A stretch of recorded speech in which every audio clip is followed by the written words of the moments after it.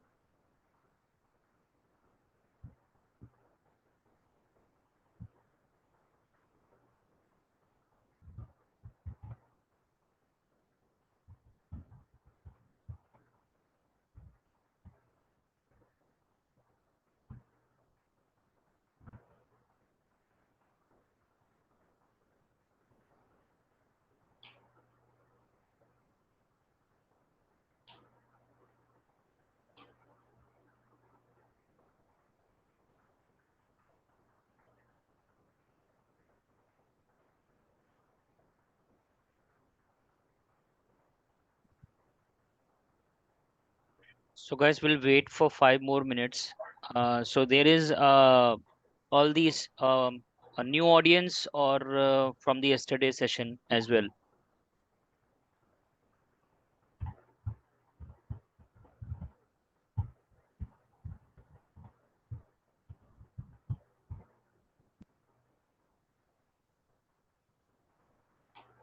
Okay.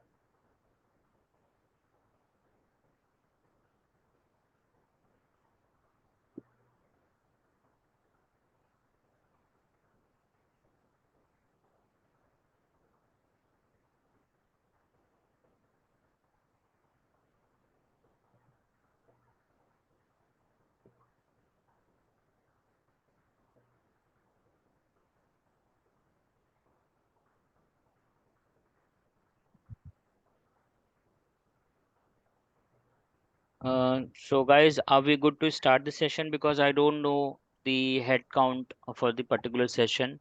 What I can see here is today we have only 7 participants, while yesterday we had around 10 to 12. So do you have any idea? Is anyone else will be joining in short? Then we can wait for more couple of minutes. Otherwise, we can good to go.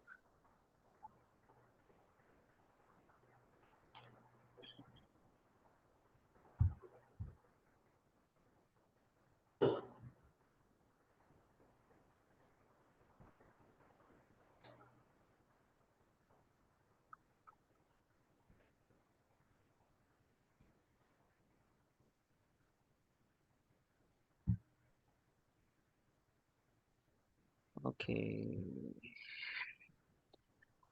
Okay, so good morning everyone. My name is Akhilesh Pandey. I'm not Arman. Don't know. It is showing Arman. So let's continue from the yesterday session where we left. So there were a lot of people were asking me to give a demo for vulnerability scanning. So I'll continue from that, and after that we'll start the today's session, today's topic, malware threat analysis. Okay, so let me just share my screen. Oh, let me know if it is visible for you all.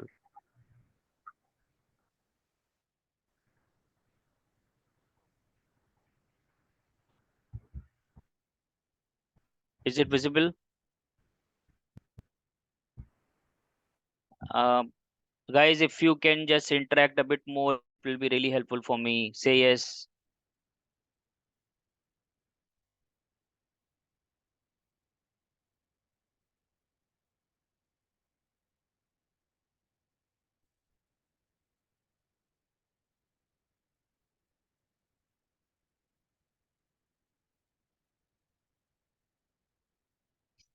Okay.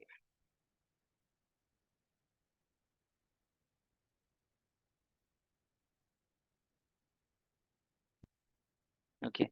So basically, I have a tool. I have installed one tool, Nessus, that perform the complete vulnerability scan for network as well as web application.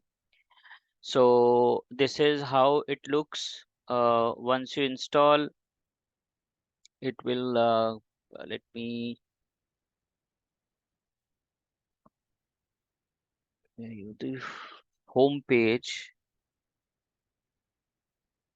Okay,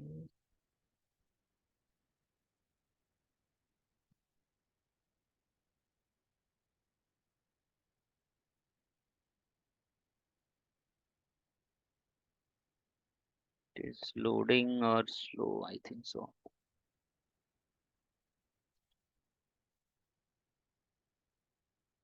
Okay.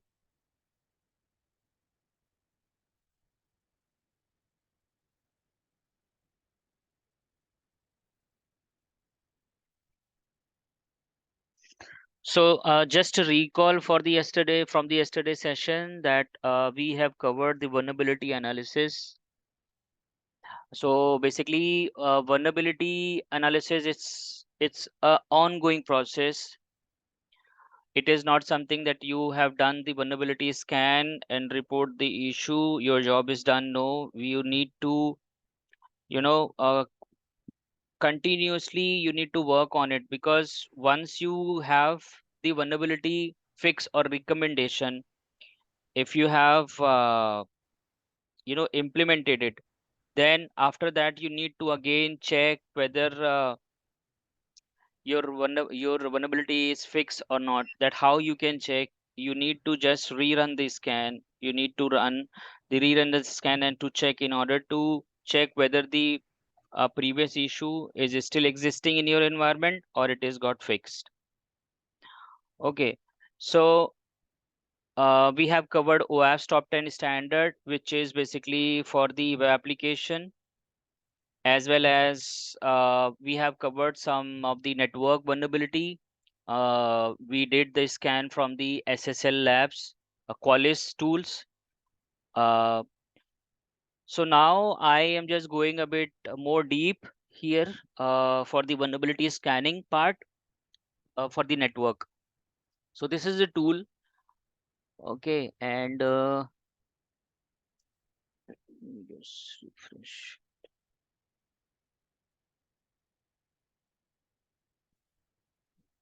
This.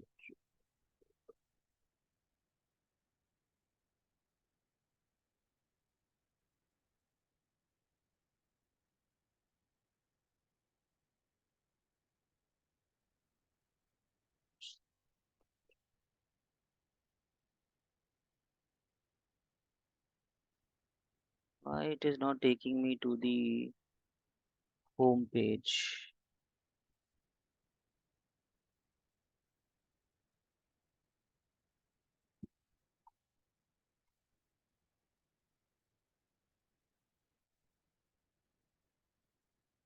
Okay, no problem. So once you install this tool, you can see that the new scan tab here. You can go here and okay, actually I have zoom, so that is why its alignment it's not okay.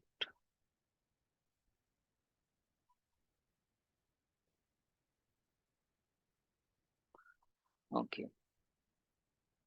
Yeah, so this is your complete the home page UI. So here you can see the type of the scan: discovery, host discovery, basic network scan, credential validation, advanced scan. So basically we can use here for the network and the web if we have some special condition or a filter which we needs to apply, that we can do. Malware scan, advanced dynamic scan. So in through this tool we can do the scan for both mobile, web, network, all the scan that we can cover it, and we can download the report from the tool itself. So this is the UI for the tools. That is how it looks. Okay, so now I just run the uh, basic scan, network basic scan for my machine. So I get the IP from here because we are using the Kyle Linux. So if config, we can see the IP address here. So I just run the scan for my for the network scan for my machine, and okay,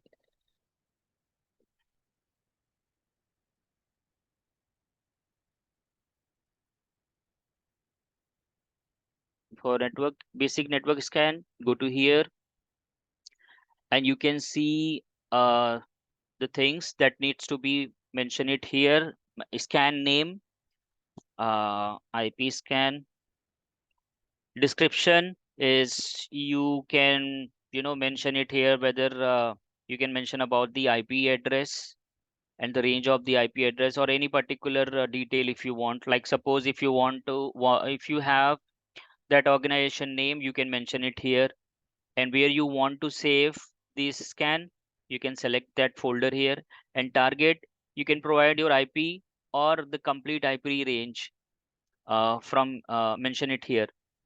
So there are basically you can see some basic details are here. Schedule scan. So basically when we are performing the vulnerability scan, we have two types of scan. It's a scheduled scan. Scheduled scan is something that you have an IP address, and you have schedule that particular scan to run over a weekend or a particular weekdays, okay, and in a particular time frame. So it will automatically start and run a scan for the particular IP range. And once the scan is completed, you will get the notified and you can download the report. Okay, so this is basically a discovery. So is what type of scan you are doing it here? Port scan or all ports or any particular ports you want to run a scan. Okay, And then here you can see the assessment, uh, the scan for a particular vulnerability. If you want to check for a particular vulnerability is existing in your environment, in your network, then you can select it here for the custom, or for all the vulnerabilities you need to run a scan against all the vulnerability. You can select it as per the your requirement. Okay, now here in the report part, you can get the report in the PDF and HTML and in a CVSS format. So credential, when you if you have a credential that you can put it over here, whether it is Windows or SSH. So basically, if you have the credential, it is called a authenticated scan. Okay, so there is basically on-demand scan that you get some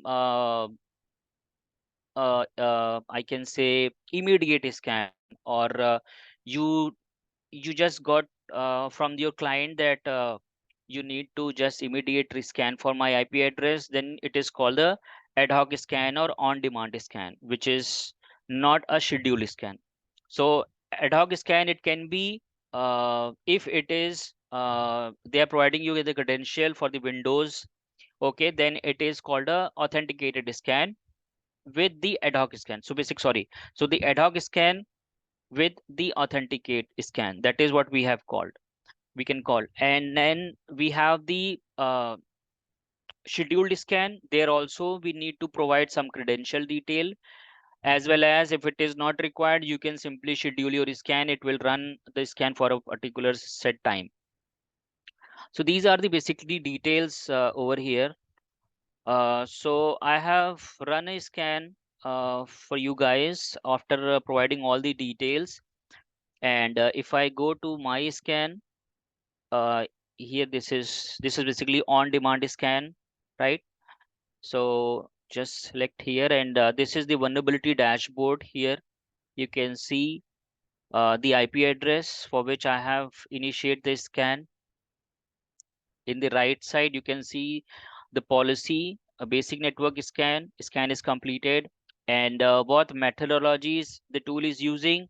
CVSS 3.0, now we have a CVSS 4.0 also in the market.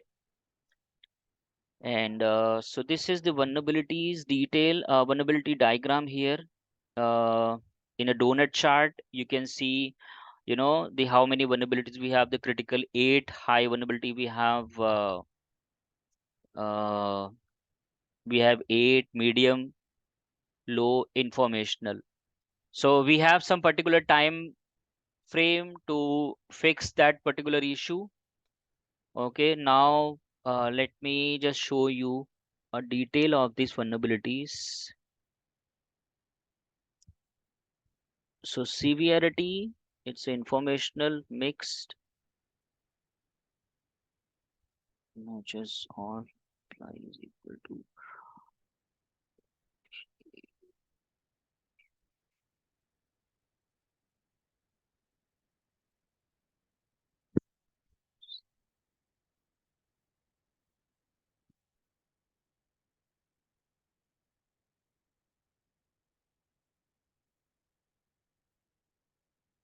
55.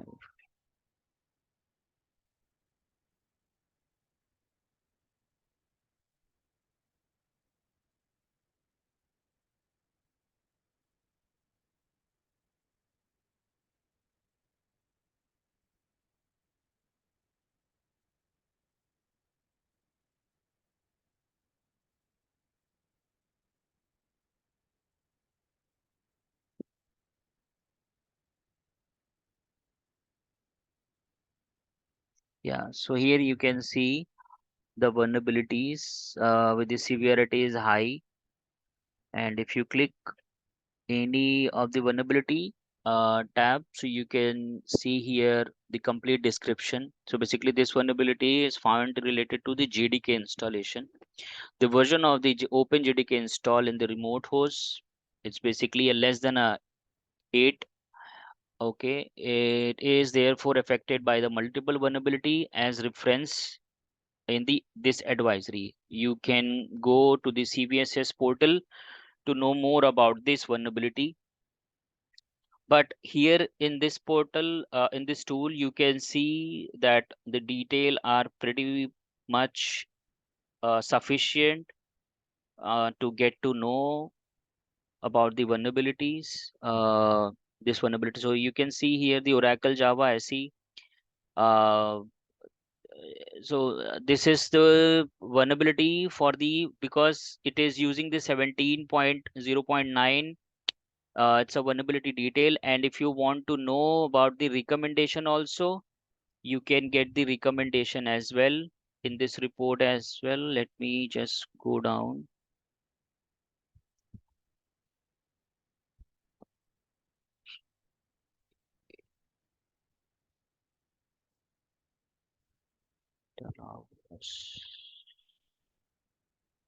Solution, it is asking you to upgrade your JDK version 11.0, 17 or 21.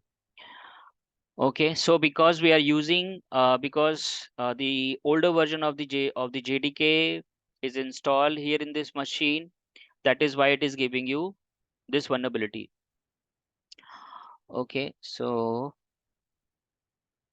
and how we can download the report, let me just show you, walk you through to the download the report. You can go it here to the report tab, HTML, CSV or PDF, whatever the format you want to select, you can select it here, and then you can download uh, the report. At the bottom you can see the filter, sorry,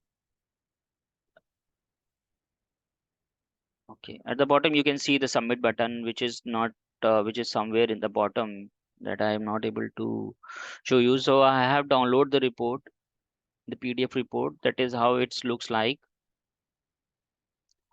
So Nessus tools vulnerability by the host detail is here, and then you can see here the high we have a 6. Okay, that is what the vulnerability we have talked. We just spoke about the OpenJDK version. Okay, and the medium, low information. So all the details are available in this report. So that is how you can run a scan, vulnerability scan for a particular host. So if you guys having any query, please ask. And if you want to install the tools, let me just,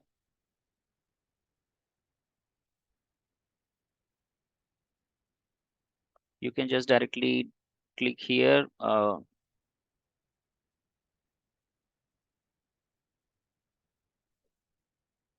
So here you can see that is a predefined by default version is selected. You can select the platform, whatever the platform you have in your machine. You can select for the Windows and Linux. If you are downloading for the Linux, make sure that you are selecting the correct version. Uh, Linux.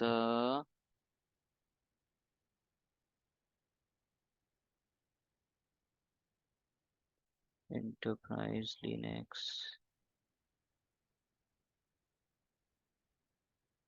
Debian version should be there. Let me just, yeah, Debian AMD 64. That version you need to select, and you can just simply download it. So this is the link, guys. I'm just pasting it here in the chat.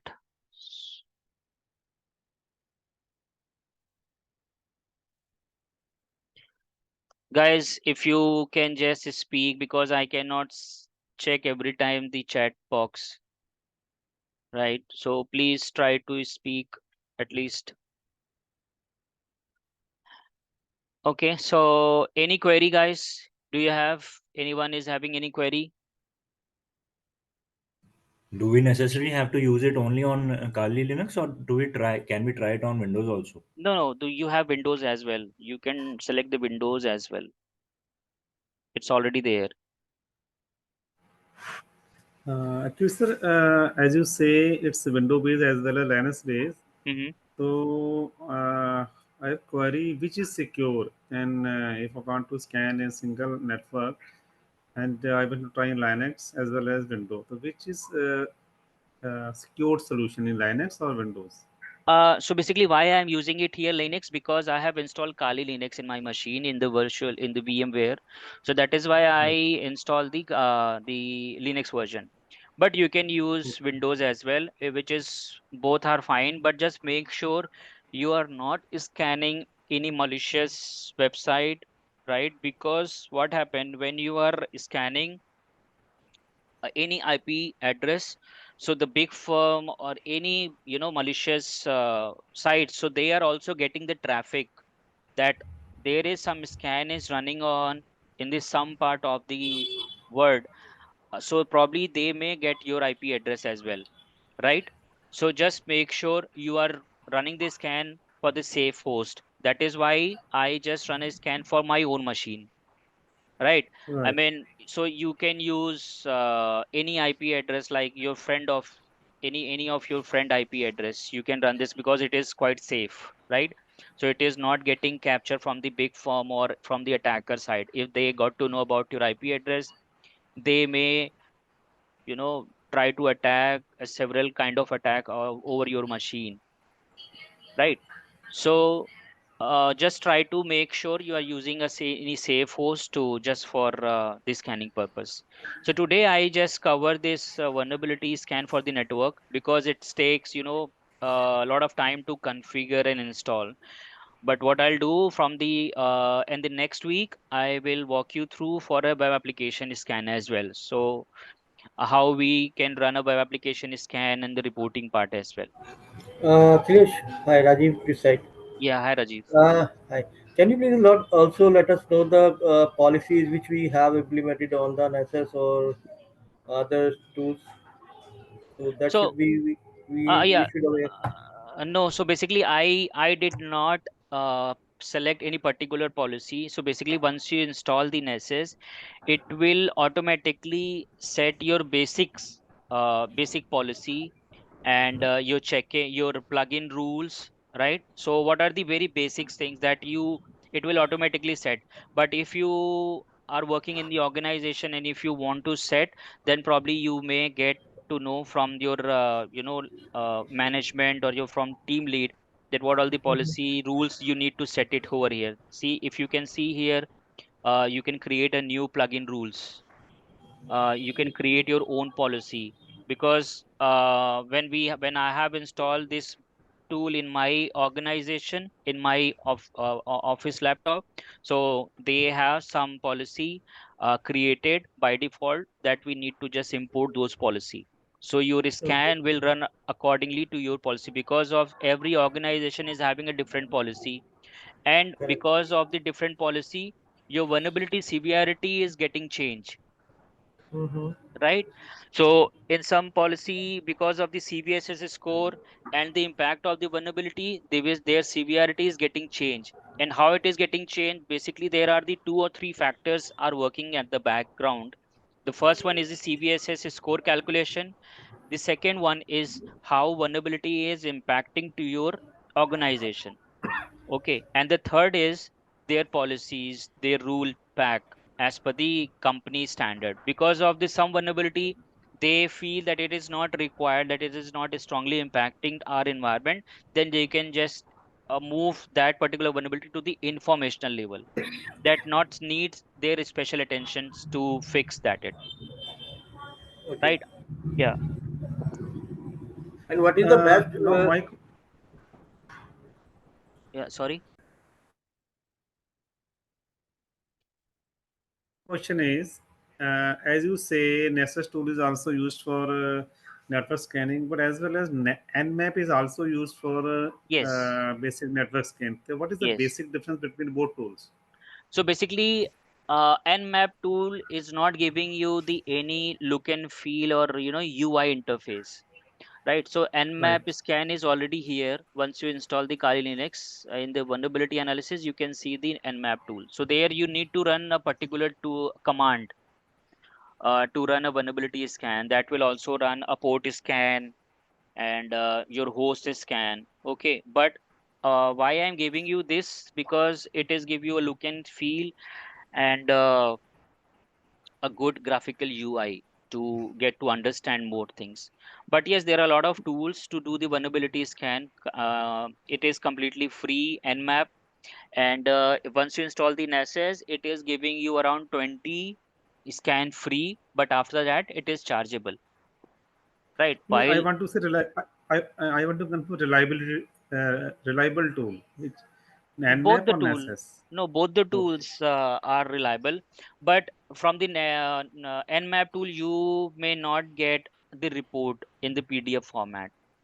Okay, okay, okay. so if you want to deliver a report to the client to get to know or share more detail over the vulnerability, then you can use this tool. If you have to run a particular scan for a schedule scan or ad hoc scan, then you can select over the all the options are here. You can select the policies, plugin rules. These are the things you can set it over here, which is not you cannot do in the Nmap. So Nmap basically is just give you a result in a very short time.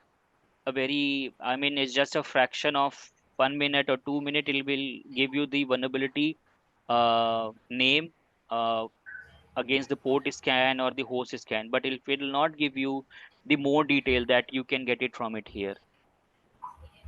Right, right. So that is why it is useful more. Right. So when we are developing the report, do we Haha. just copy paste all the information, or is there something which is, I mean, as per your experience, there is a specific type of format in which the report has to be prepared? So here in the Nessus tool, you already have a facility to generate a report from the tool itself. That is right. I mean, how I have shown you guys. But in the particular organization, if I talk about, they may have a report template. But in my experience, I have worked on the Nessus, Qualys, Tripwire. So we are using the template. Company's template means whatever the templates Nessus is providing, whatever the template is Qualys is providing, because it is giving you. I mean, if you copy and paste in a particular PDF or Word, it will definitely give you some alignment issue, and it is not integrated with the Tenable database or Qualys database. I mean, so this vulnerability detail is coming from the Nessus database, right? Because once we complete this scan or initiate this scan, it is getting stored your scan result in the Nessus database, right? So there are in this tool or in every tools, there are basically two things are working. The first thing is your front end. That is how it looks like, and at the back end, whatever the scan, whatever the policies you are writing it is getting stored in the database, which is called a Nessus database or Qualys database. Okay, so that is why we always recommend to use a tools report templates, because it will give you more detail and all the things are aligned. If you are copy and pasting and putting it in somewhere, you may end up having an alignment issue, and it will also uh, give you some additional work to do, right? So that is why we always recommend to use a tools template report.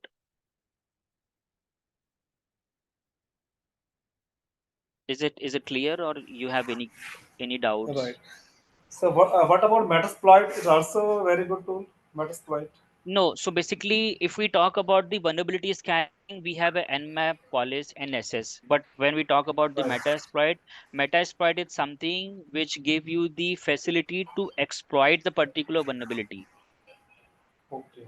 right? It is not running your vulnerability scan. Metasploit is completely a pen tester pen tester tools, because once they got to know the particular vulnerability is available in your application. Now just give you example. So here you can see we have a vulnerability related to the OpenJDK because we are using the previous version, right? So Right. why it is coming under the vulnerability? Because of the exploit or attack payload are available in the market.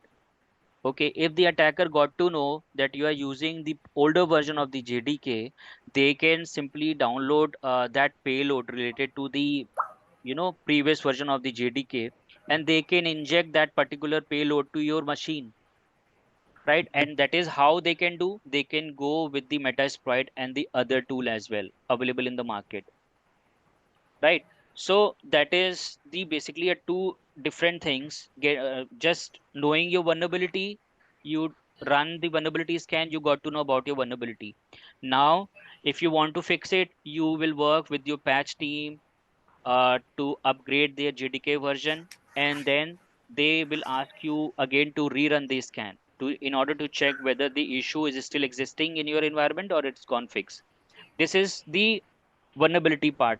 Now coming to the pen tester or a hacker perspective, they do the vulnerability scan, but they will try to inject the payload. They will try to use some pen tester tool like as you mentioned Metasploit tool to exploit that particular vulnerability in your environment to get your shell power shell in their control to compromise your server. Right. So Metasploit, it's something of completely a different tool which we help for the exploit for the vulnerabilities. Right. Thank you. Okay. So anyone is having any query now related to the or vulnerability scan for the network?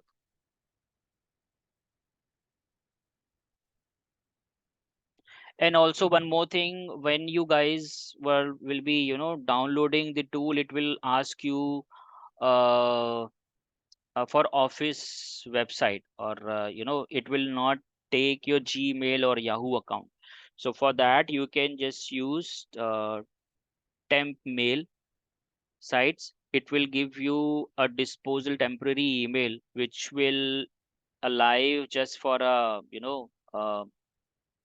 5 minutes or so. So you can use that email when it will ask you to enter the your user sorry your mail ID and your name. So I'm just putting that link as well, so it will help you to get some temporary email that you can use, and you will get some activation code that you need to enter while installing the Nessus tool. Okay, so are we good here now? Shall we move for the next for the today's topic? For the web application scanning, I'll cover in the next lecture. Yes, yes.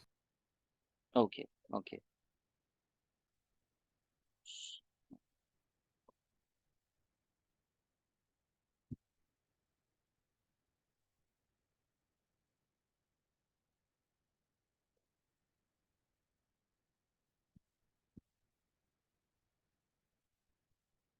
So now we have today's session is malware threat analysis. Oh, and just let me uh,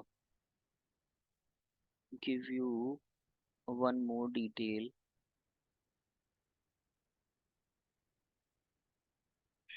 Okay.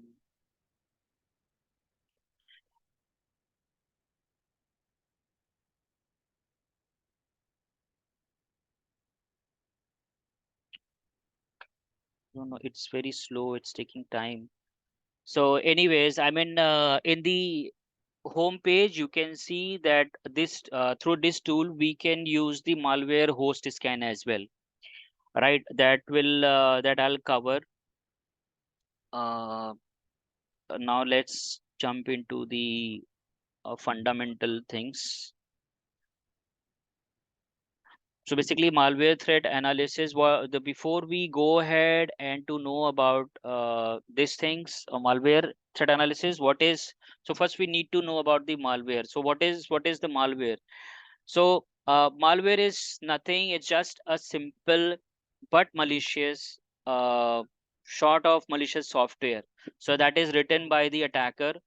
So to perform this attack, attacker or any person should know about the programming language as well.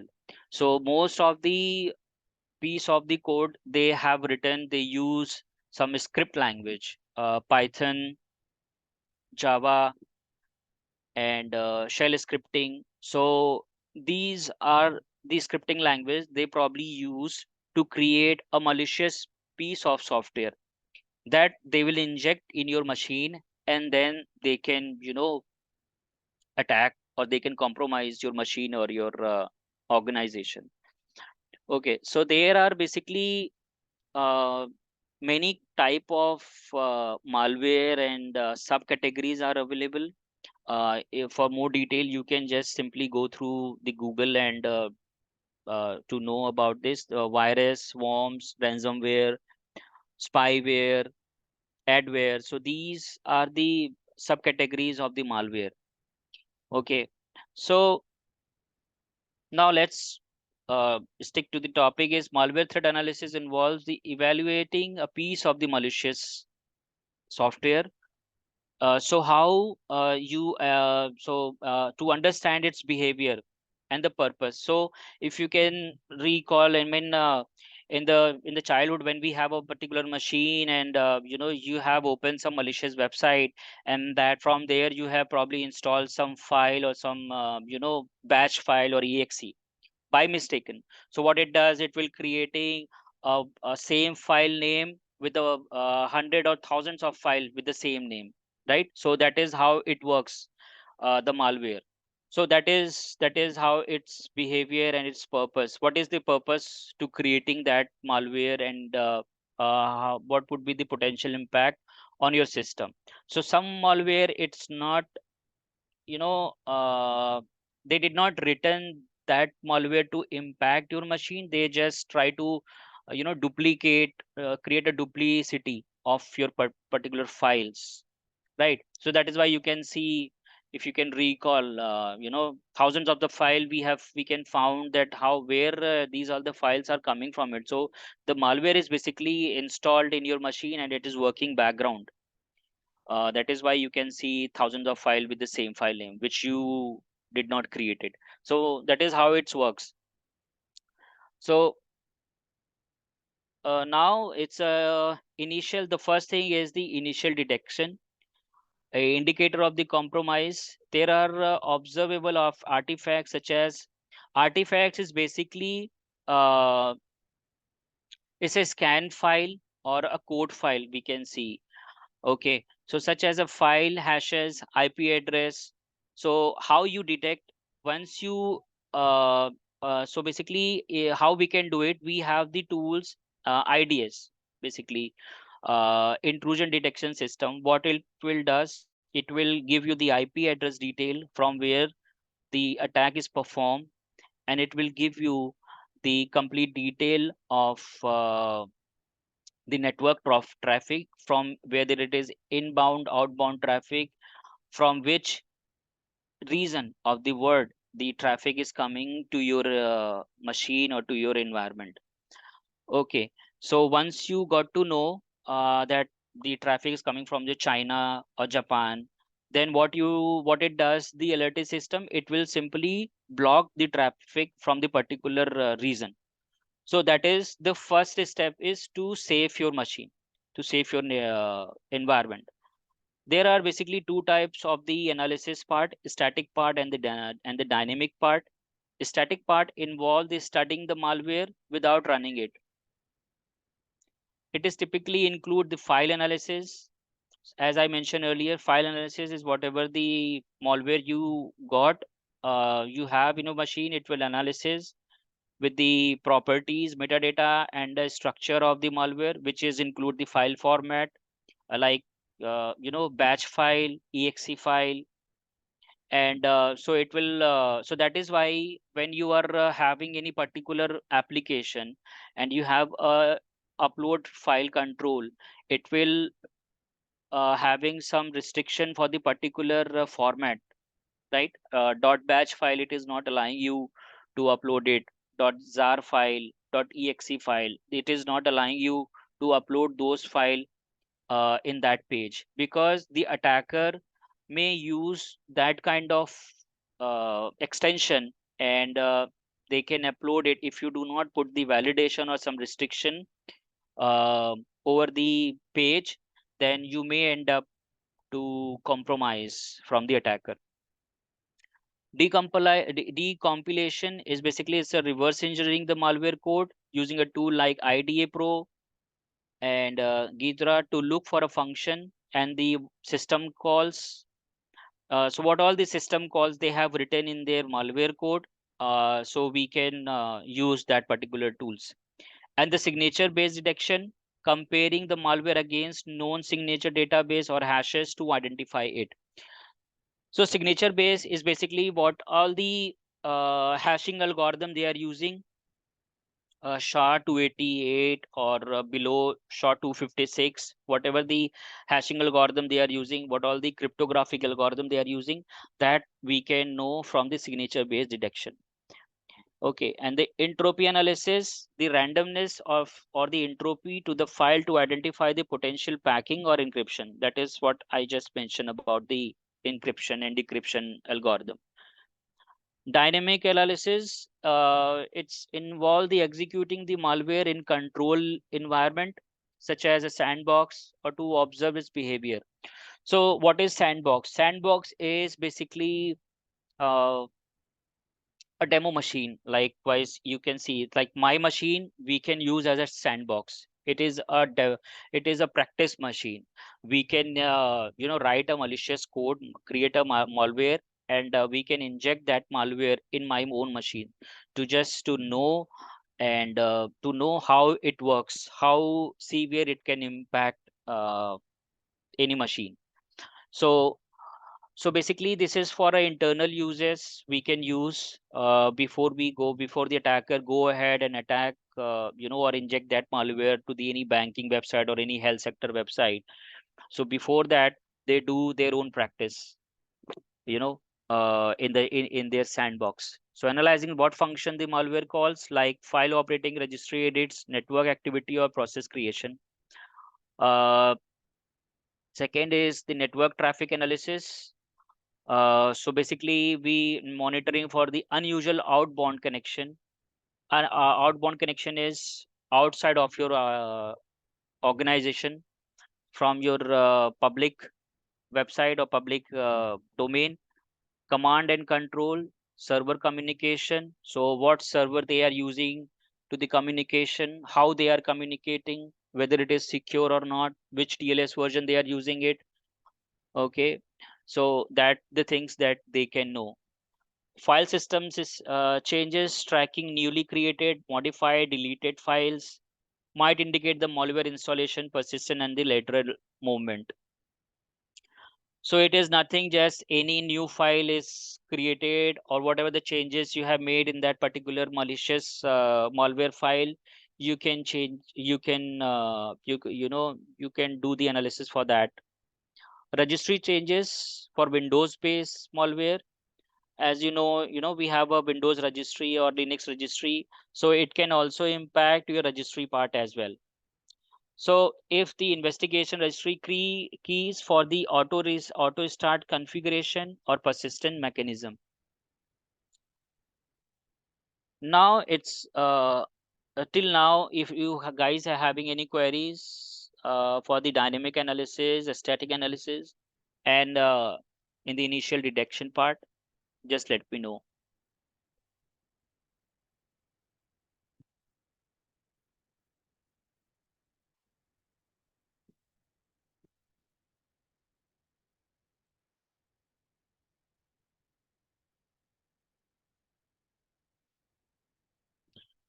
Okay, so I take it as a no. Behavioral analysis. This steps looks at how the malware behaves during the execution. The key behavior might includes uh, privilege, escalation, persistent mechanism, payload delivery. So basically, persistent mechanism, how it works. Like suppose if you have, if I talk about your any uh, sh- uh, you are creating any scheduling, creating any scheduled task. Okay, whether it may be uh, you're launching a scan. Okay, because it's a scheduled task. If it is getting inject, it will impact your scheduled task. Okay, so and then the privilege escalation. Privilege escalation is a very simple terms. So if the attacker compromise your server, it can they will get a privilege escalation. So once your server is compromised, they can defame your server, they can remove any file directory, they can change your registry. Okay, and they can definitely exploiting the vulnerability if they got to know that you are using uh, any vulnerable version of any software, whether it is Java or Oracle. They can inject those payload and they can completely trash your server. And the next one is the payload delivery, investigating if the malware drops additional malicious payload, exploit vulnerability, download further malicious code from the C2 server. That is what we have talked about it. Okay, and the data filtration, analyzing if the malware is impacting to steal or send a sensitive data like credential, personal information to the remote location. So any attacker is doing the attack or performing the attack over your machine is doesn't matter from across the boundaries, right? If it is getting successfully attack or compromise your system, they can steal your credential or any personal information whatever you have stored there. So they can get it uh, from there. Okay, so now we are moving to the impact assessment. Damage to the system. This is impact means what all the negative impact they can do to your servers. It is very simple. I mean, damaging the system, data loss, financial impact, right, and the reputation damage. So reputation damage is not for us.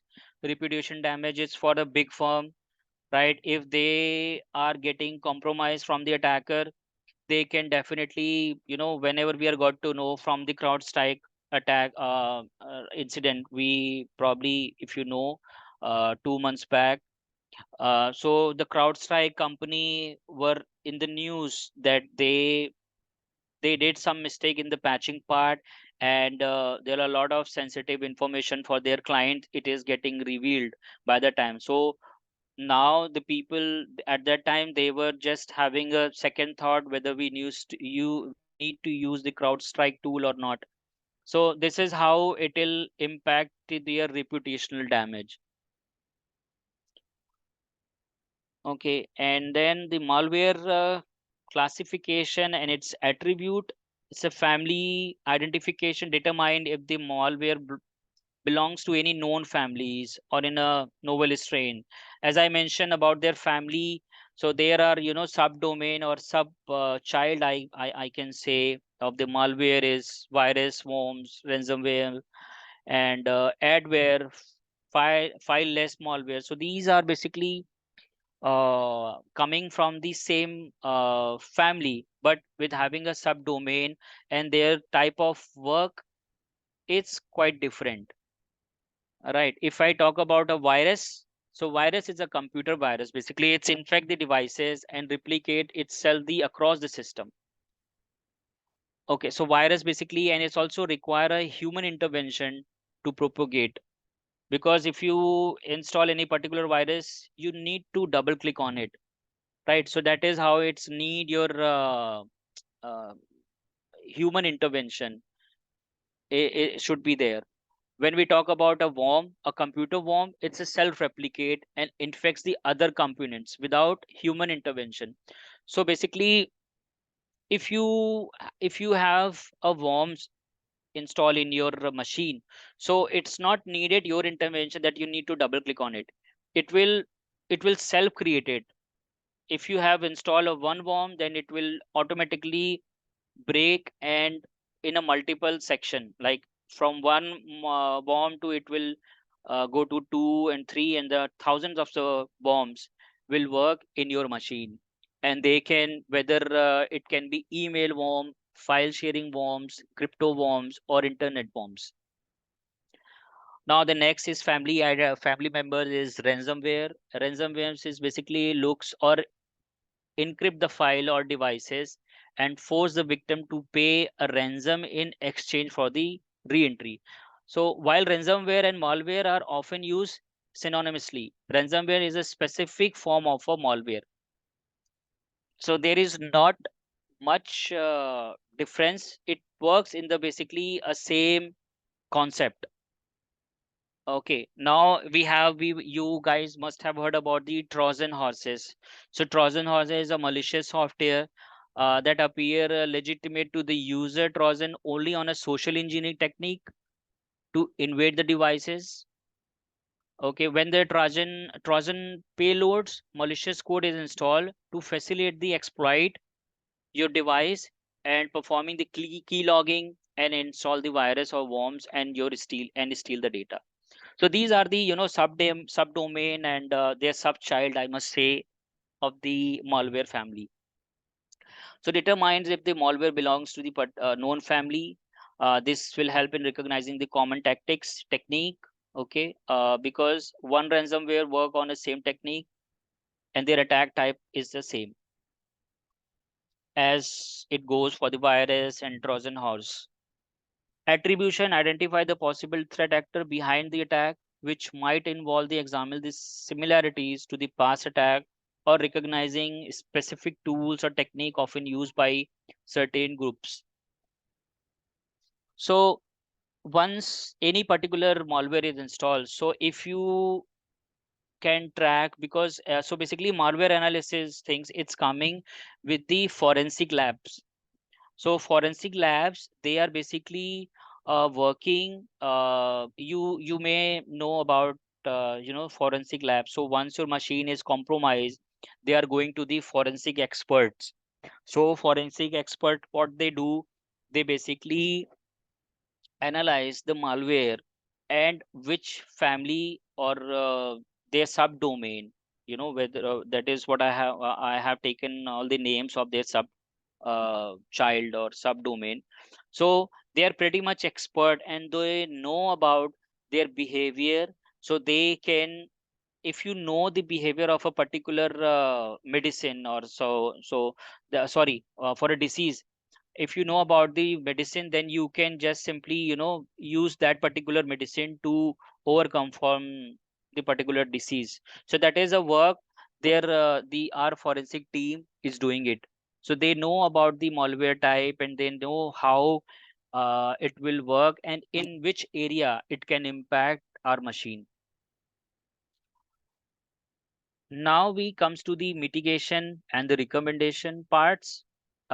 Mitigation part is basically, so the first and very important thing is patch vulnerabilities. So when you got to know that you are running, that you are using any particular vulnerable version, that you need to patch those vulnerability. And that is how you can do. You need to upgrade your vulnerable version to the latest version. Okay, so apply any patches, work around for any security flaws and malware exploited. Once the patch work is done, you need to do the rescan to check it is implemented correctly or not. Containment, quarantine the infected system to prevent the further damage or lateral movement within the network. Like suppose if my machine is getting compromised, so what we need to do, we just need to quarantine this machine. Just simply unplug all the network uh, devices are associated with it, so that it may not impact the other system as well, right? Eradication, remove the malware from infected system, clean up compromised file and restore the system to a good state. There are a lot of tools which help you to clean up your compromised file and restore your system. There are a lot of tools available in the market. And then the improve your defense. So if you have your defense mechanism is very strong, then there is a very less chances to get compromised from the attacker point of view. So enhance your security measures such as endpoint protection.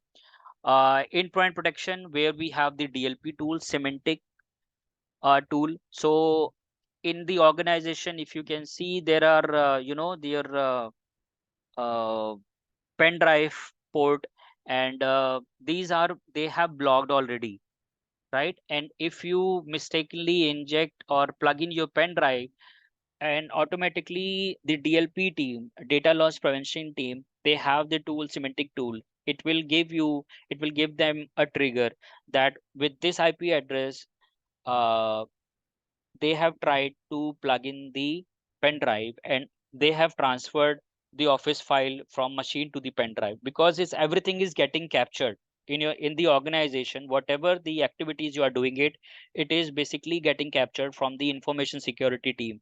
So information security team is basically sitting there to defense the our environment, or a particular, and each and every assets which is belongs to the particular organization.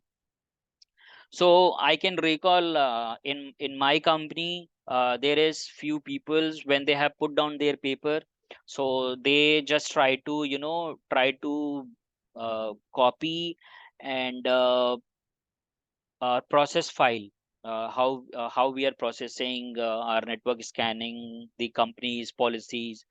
So they just try to share. They What he does, he just simply inject the plug in the pen drive, and he try to share that file. So and then when he just did it, so after some time he got a email from the DLP team that we can see, when we have observed there is some malicious activities performed in this machine. So can you, they just called that particular person to the IT and recovery team. He went there, and they just simply show them the log by which time you have attached some unauthorized device to this machine. What you have done, it is completely, they have shown all the POCs, proof of concepts, and they just terminate him, and without, they just blacklist that particular person, because that is not something that we are not supposed to do it. Even though they are not just monitoring the things, if you're trying to transfer the files from the pen drive, even if you're trying to send your process guide over the email, it is also getting a capture, it is also getting a monitor from the DLP team or the email security team. So everything is getting monitored, everything is getting captured. So in that case, that is why they have implement the MFA authentication, okay, endpoint protection they have implement, as well as they have the same team, SOC, security operation center team, so that they are continuously monitoring the traffic and all the activities what you are doing it. So they are basically ready to just to save our environment for any what I can say, any unwanted activities, or any type of attacks, whether it is resources sharing or file transfer things, anything. So now once you get the compromise, then we do the post exploitation analysis. After removal, further investigation is necessary to determine persistent mechanism. So check if the malware has created hidden backdoors, rootkits to maintain a control other removal. So what it does means, so once you have installed any particular malware unintentionally, and you got to know, you go to this forensic team, and they have just removed your malware and recover your all the files and system thing. So some malware, what it does, it will open a port for your machine or for your organization. So any port like FTP port for FTP port number 21, if it is getting open, then attacker can send a malicious file to your organization, to you or to your system. Then they can do their work from the malicious file. So that is what it does. It means to just to make sure there is no hidden backdoors left open. Data exfiltration, investigate any sign of data theft, leak, particularly in high value target, whether it is very important when we talk about the financial and the healthcare system, sorry.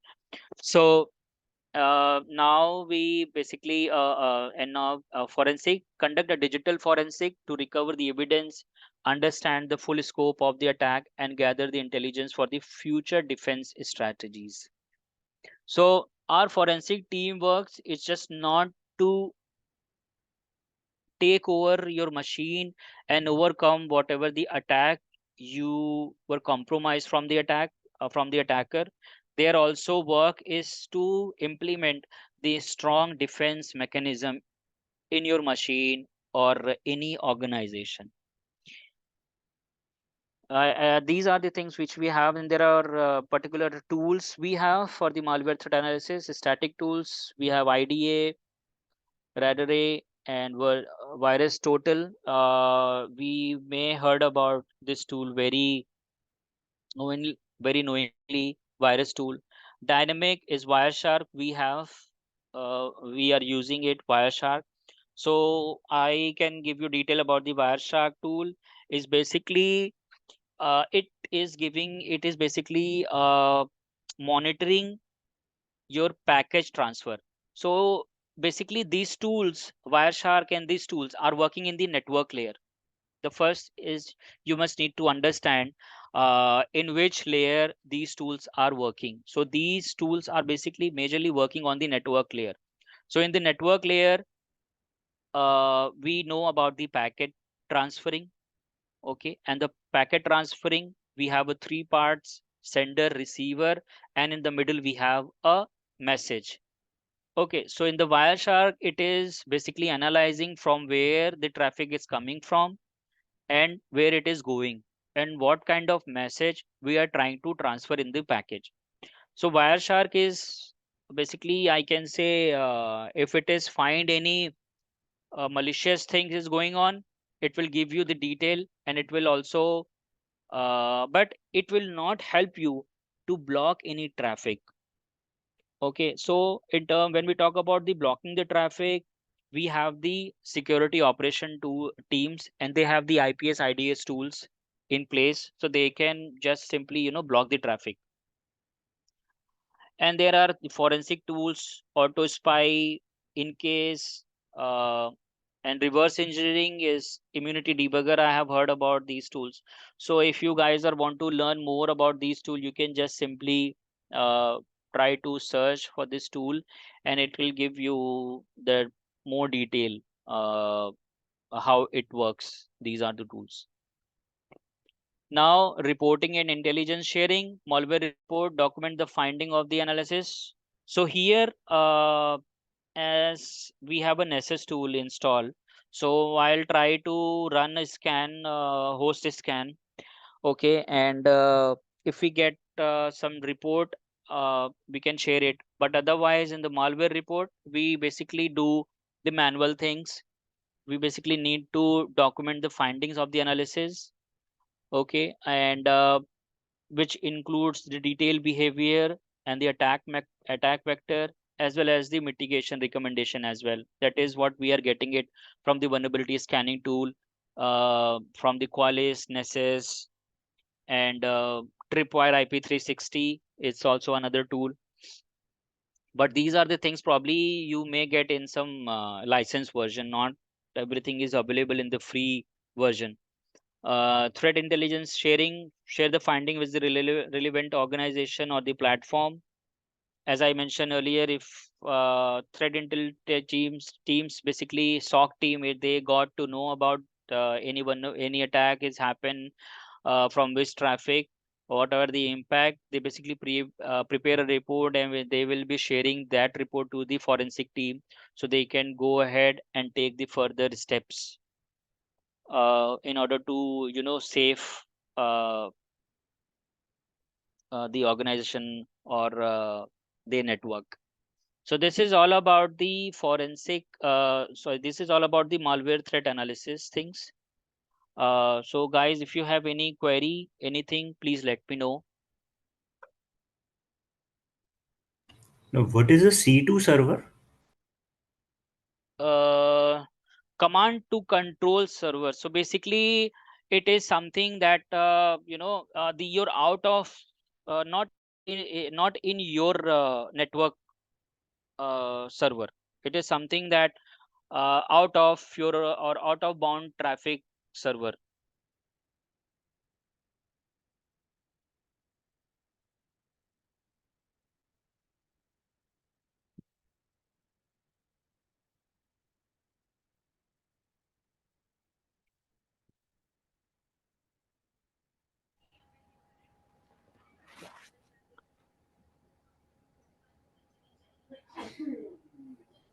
Please, I want to confirm which type of controls mean to say C2 server. Is it cloud-based server or I can't understand what you want to say about C2 server. uh, okay. C2 server is it basically it comes in a different form at the time of writing, any framework or uh, the list of basically how can I give you the detail for the C2 server? So basically a C2 server, it's command to control server communication. Like suppose if you have a two server, one is your inside the machine, sorry, you're inside the the organization, and the another one is somewhere is sitting in your out of your network.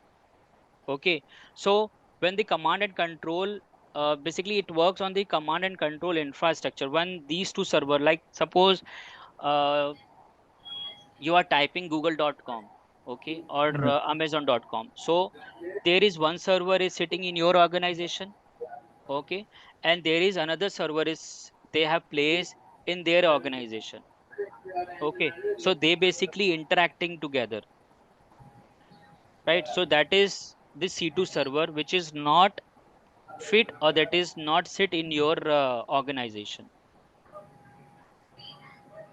So it could be the cloud also, because now we have Azure, AWS, and GCP cloud, Right.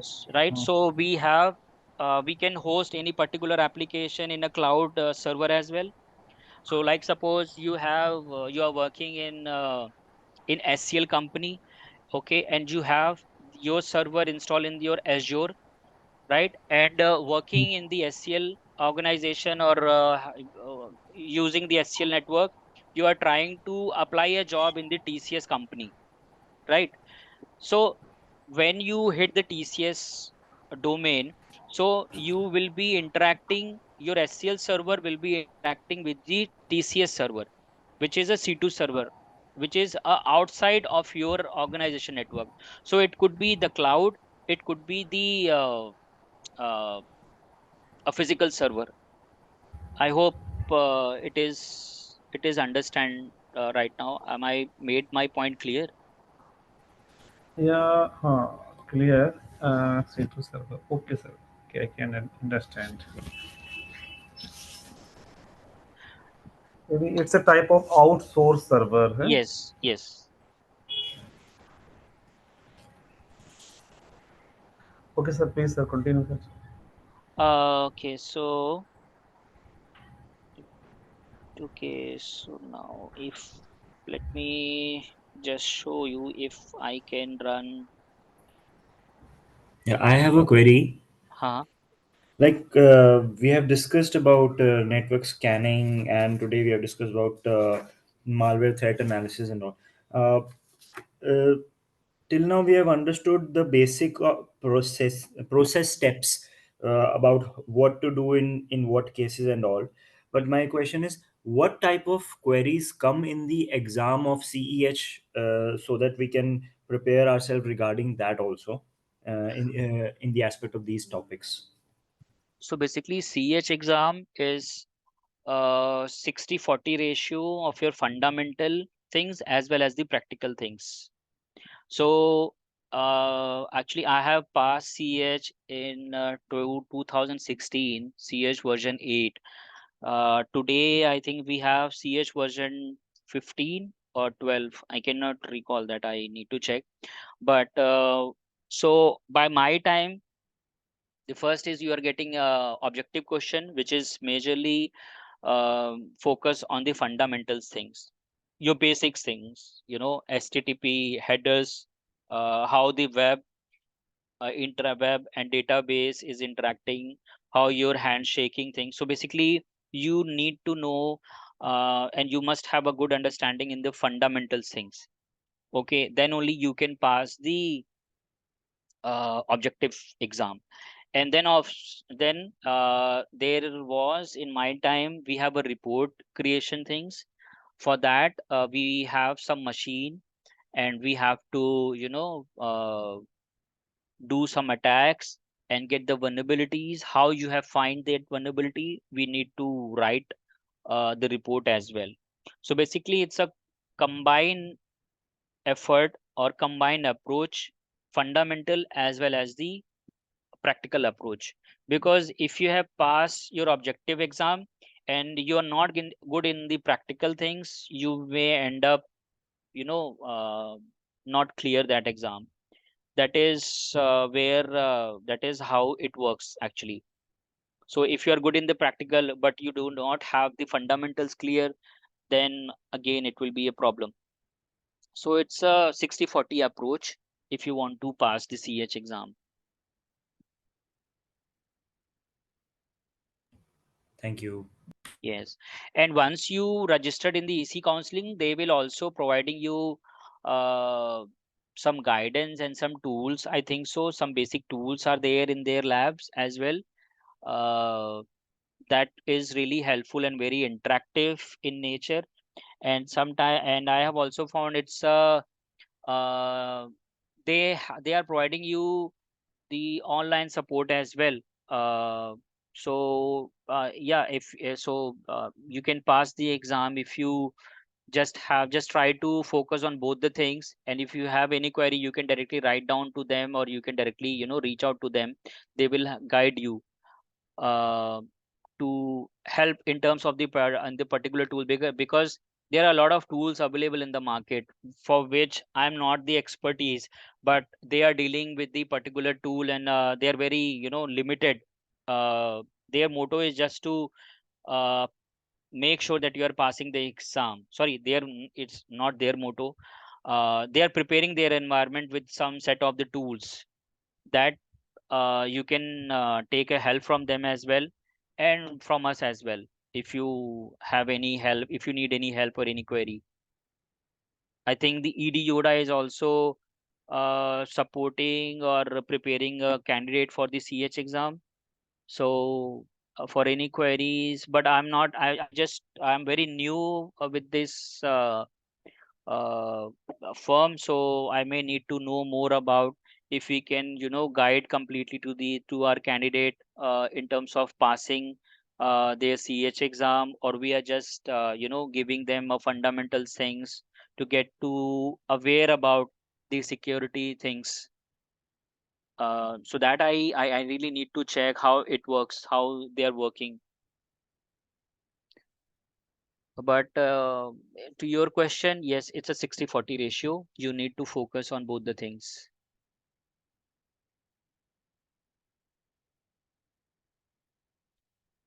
Okay, so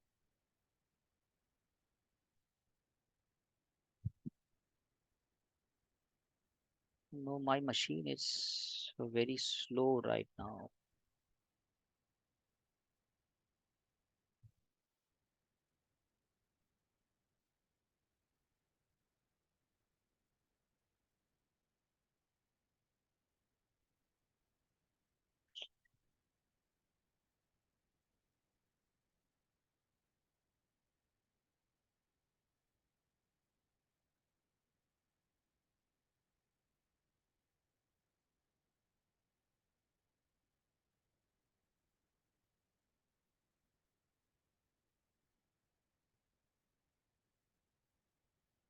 Okay, new scan.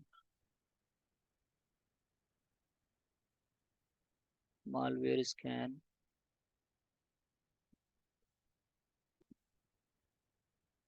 malware scan description. The result will, okay, let me just zoom in.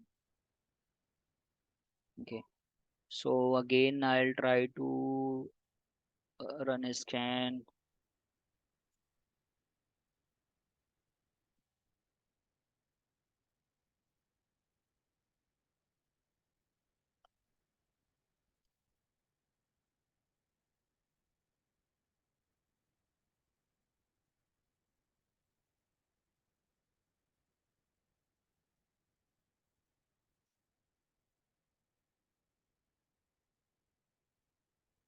This is my IP.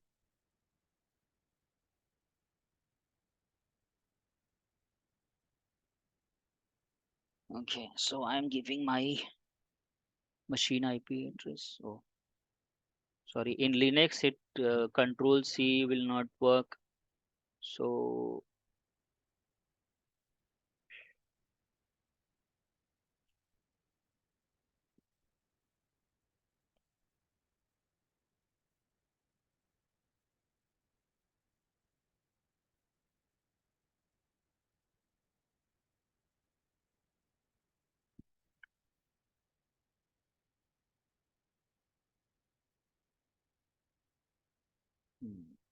it's IP address.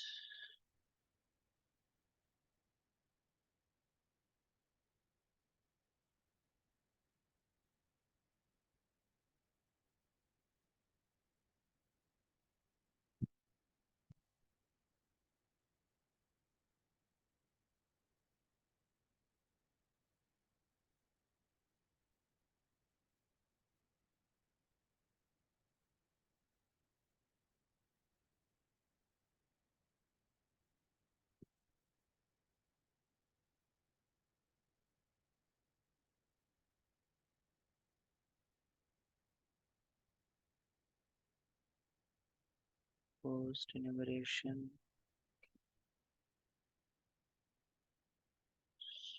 Scan for the malware. DNS settings.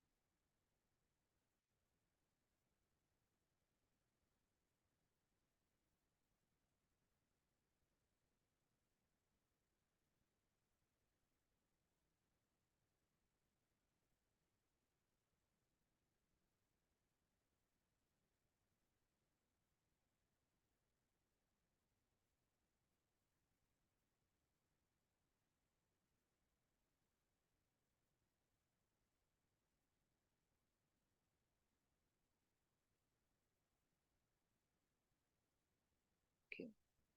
So malware scan. Let me just launch this scan.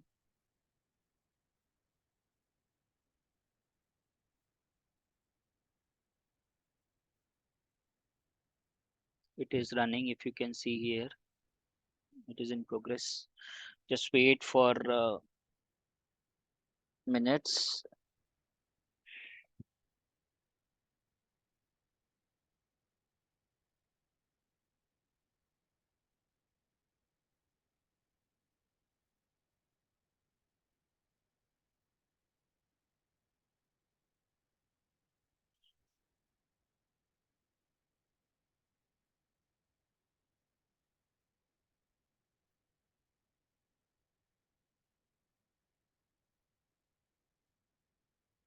Okay, so scan is completed because I have, there is nothing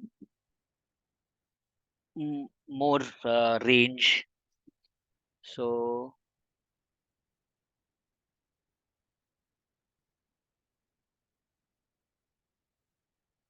vulnerabilities. So if you can see here, these all are the informational. So there is no malware is installed in my machine. So that is, I mean, what scan it, this tool is done when you install, any, uh, what can I say, any antivirus, right? So it will also run a scan. If you are using any paid version, they will do the malware scan as well, and they will give you the what kind of, yeah, I mean, you probably may be familiar with, if you are using any paid version of the antivirus, it is giving you the notification that your system is getting compromised or Trojan horse or malware we have found in the report, right? You guys may know about these things. So, device host name, the plugin report, a device host name collected via SSS. So these are basically not the vulnerabilities. These are just informational things. But that is how you can run a malware scan with respect to your machine. The necessary scan information is version of the plugin set. Here you can see the detail description for this in the scan information. Okay, and here you can see the output of this scan. Okay, so this is how, guys, you can run the malware scan through the NSS tools. Any query, anything you guys have, you can generate the report from here itself, which is very simple and it's straightforward things to generate the report. Any query, guys, you have here?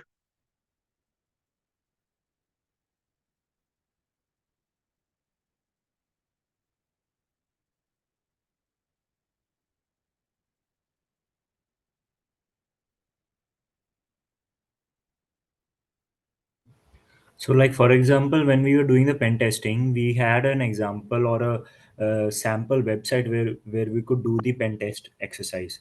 Mhm. But for malware scan, you have always conducted the malware scan on your own system. Is there any way we can do some experiment on other systems which are actually meant for that scan only, as an example?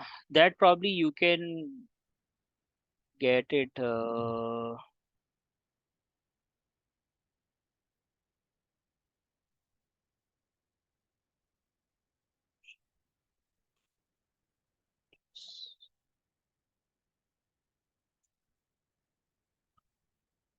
Let me check if we can found something.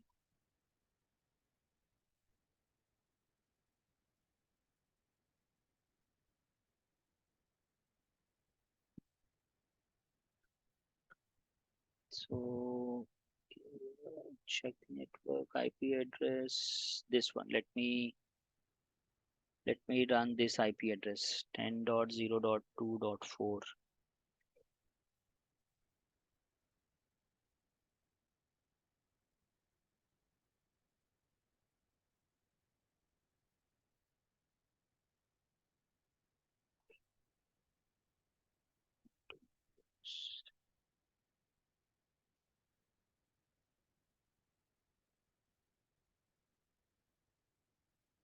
A new scan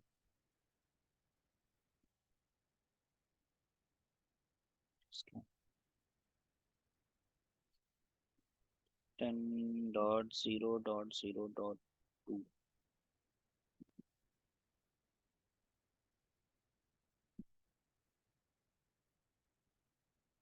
scan 10.0.0.2. Okay. But I think it may ask the credential for that particular machine that I don't know, right? So that is why, okay, SSH.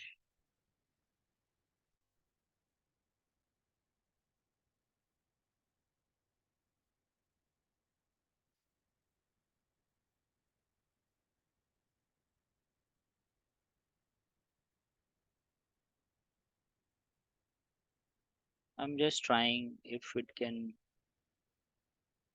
Private key is required. I don't have any private key.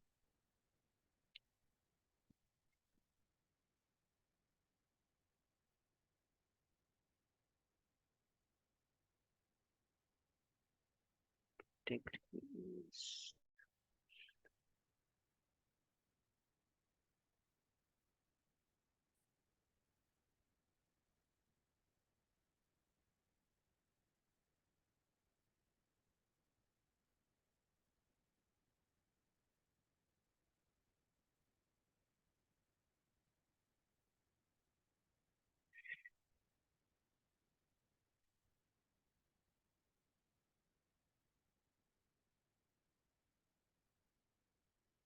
Oh,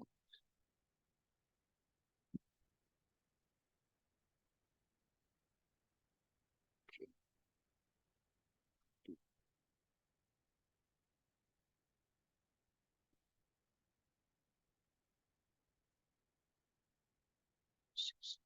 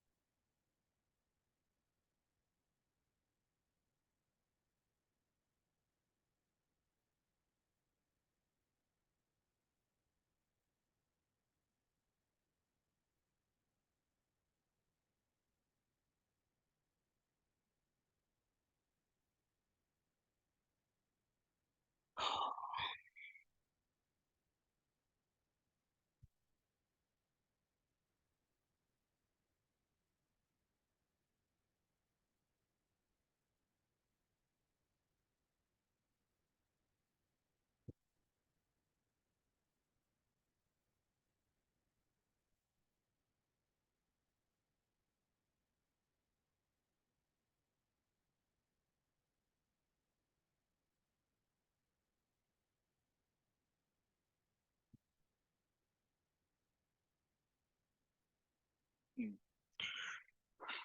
So here I have selected the Windows one, not the SSH one. So that is why I'm able to launch this scan.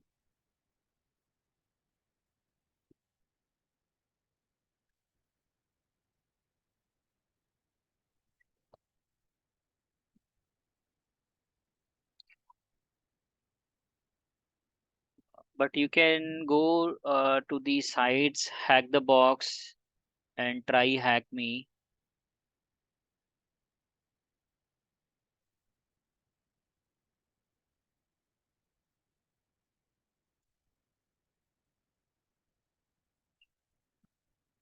So here probably you can get some malicious uh, machine name.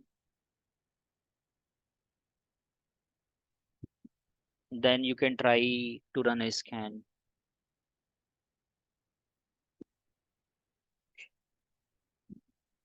Now the scan is completed. Let me.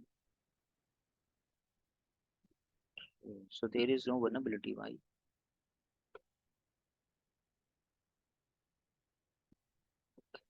There is- so because of some private key things, so this is.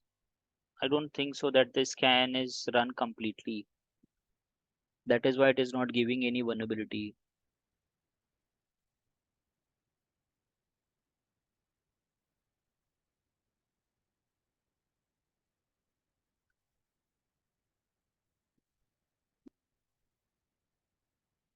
Okay. So your query is if we can, you want to know about uh, the new type of vulnerability, right? What we can get it in the malware scan. That is what your question, right? So in that case, you need a vulnerable website, vulnerable host name that I will try to get. But at this moment, I do not have any vulnerable website because, sorry, vulnerable machine IP because I usually try to run a scan in my machine. Okay, is a vulnerable machine. Okay, let me just try to run a scan with that 2.15.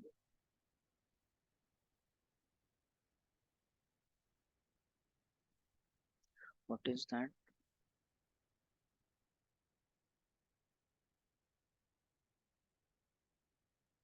10.0.2.15.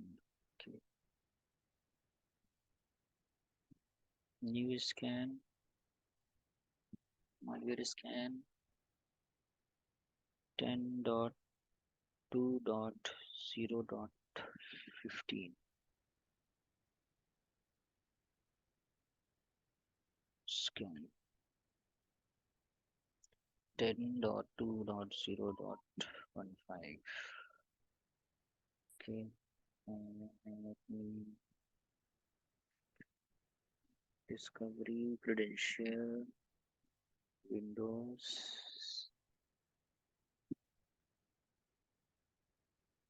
the password is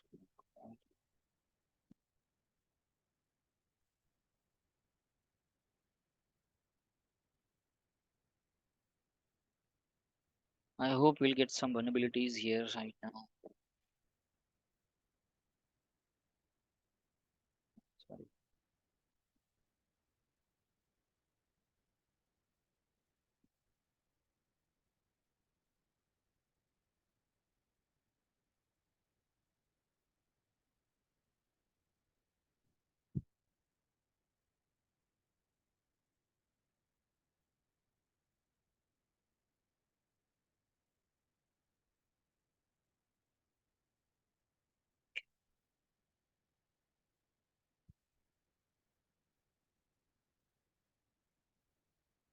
Here also we do not get. So why it is not giving me any vulnerabilities name? Because I'm using my credential. Okay, my system credential, and I do not have the private key. I don't know whether in this version, because it's a free or trial version, I'm not sure whether we do not get any private key, and there is a restriction as well to complete 20 scan that you can run. So because of the trial version, I think that it is because of some lack, you know, I do not have the private key. That is why it is not giving you any vulnerabilities. So I will try to figure out some other way or alternative way so that I can show you guys a malware scan. But the process is very similar, but we are not getting, as you can see in my, when I try to run a scan, when I run a scan over my machine, we get some vulnerabilities, but these all are the informational. Okay, but here if I'm giving the vulnerable side, but I'm using my own credential, so that is why it is unauthenticated scan. That is why it is giving us a zero vulnerability. For that things we need a private key needs to be entered. That is what we can see it here while I was trying to initiate a scan. So that is what it is causing, that we are not getting any vulnerabilities when we are trying to run a scan for this particular IP address. That I am not sure we get it from a trial version from the Nessus any private keys. So I'll try to figure it out some alternative way so that I can show you guys in next session for malware and the web application scan. Only these two scans are left. Other things I have covered already. In the yesterday session, I have run a Qualys scan. I have shown you guys the network vulnerability related to cryptographic algorithm vulnerability, cipher related vulnerability. And today I have shown you the complete network scan vulnerabilities list, how we can run it. So these two things are left that I'll probably definitely cover in the next session. One is I will run a website scan for you guys, and the second is the to get some more detail for the malware scan. So till here, any queries you guys having?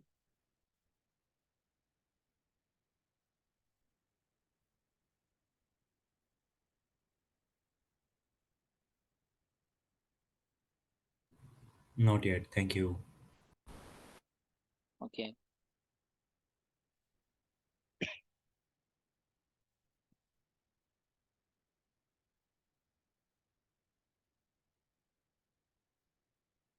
Okay, guys, if we do not have anything, then we can wrap up the session. As I have asked early yesterday also, if you guys can rate this session, it will be really helpful for me. So please do so. And I think this class is on every Saturday or Sunday. We have this session. So we'll meet you all the next Saturday.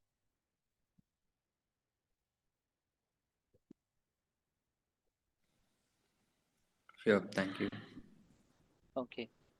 Thank you, everyone. Have a great weekend. Thank you. Bye.